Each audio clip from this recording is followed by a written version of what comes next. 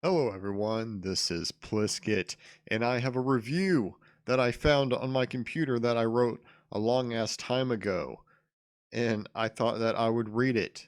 I kind of skimmed like the first paragraph, then I thought, fuck it, I'm gonna do this live. We'll do it live. Okay. We'll, No. we'll do it live. Fuck it. Well, not really literally live, because I don't feel like streaming.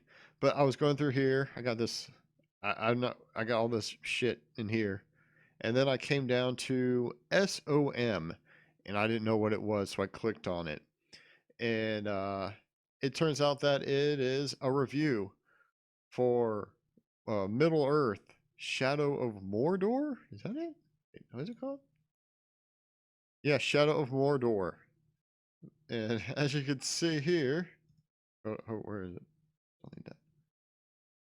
You can see right here, if you have it turned your video up to 4K or whatever the hell, high definition. I wrote this, or the last time I worked on it was 10/22/2014, about 11 o'clock at night. Okay. So either way, here we go. I'm going to read it. Excuse me.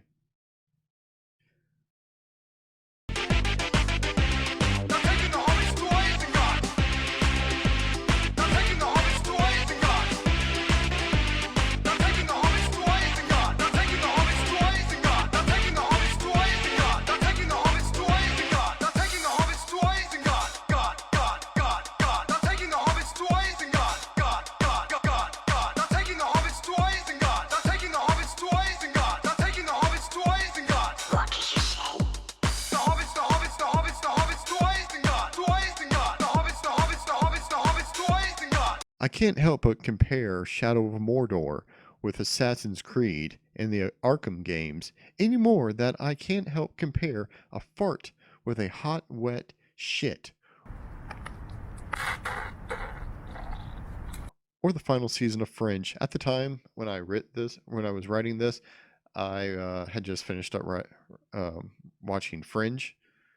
It's a decent show, but has terrible ending. Excellent. Let's make some LSD.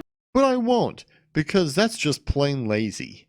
Middle Earth, Shadow of Mordor is is for the most part a good game. Does it deserve all the praise it received? Well, yeah, for the most part.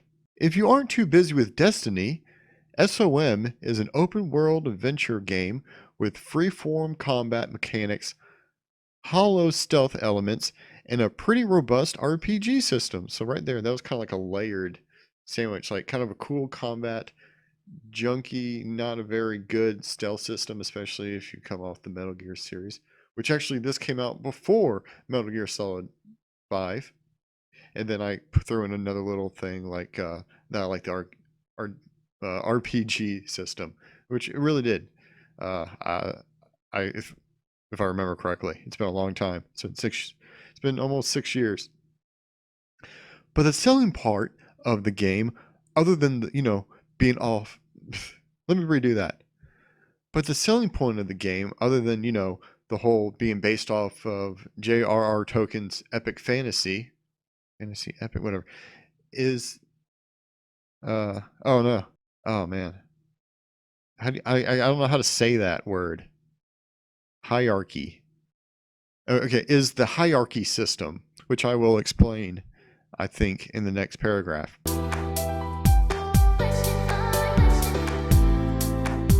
The combat is pretty fun at first. Okay, not really at first. I died within about 3 minutes of exploring the first map. That's because being an RPG, you'll need to start unlocking skills and start boosting pretty damn fast. The Yerks? The what? Wait, what?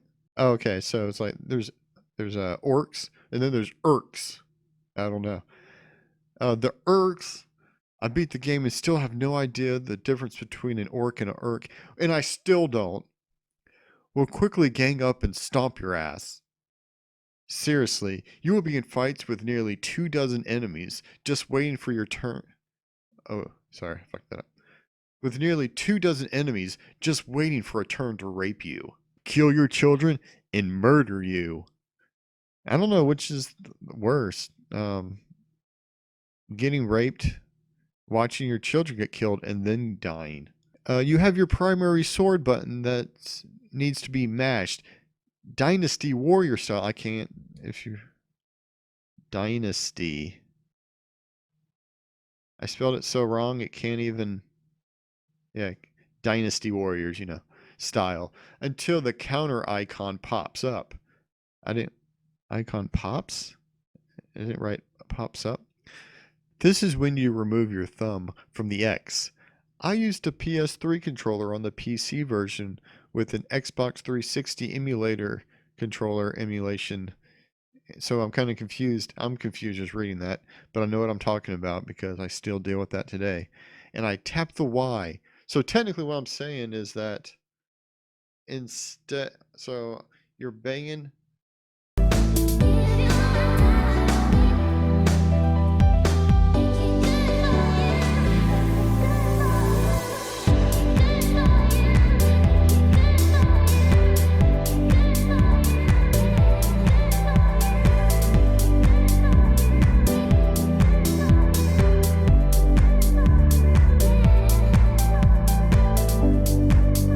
Wait, I'm really confused.